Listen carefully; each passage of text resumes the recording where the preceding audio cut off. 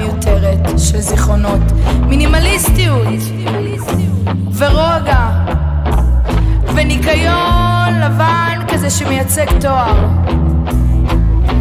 גיל נעורים כמו הכתם על הסדין הלבן שאימא שלי החליפה לי למתה אתמול בלילה.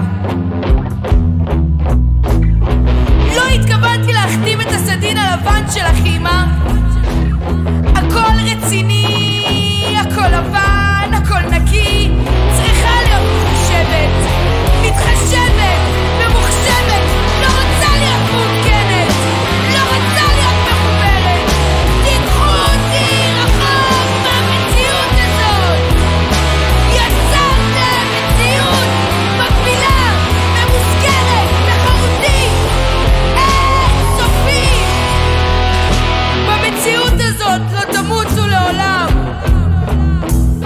והשמיים הם כבר לא הגבול.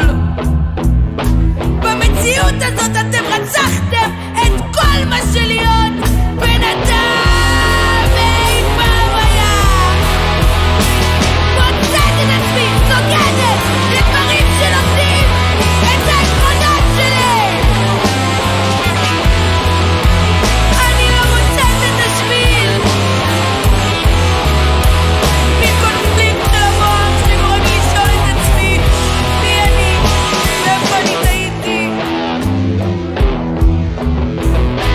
אני אחפש ואחפש את עצמי מחדש.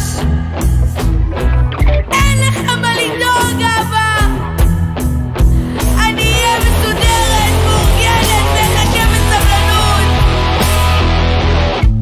והכדור מסתובב, אהיה שקטה ומנומסת ואחכה בסבלנות.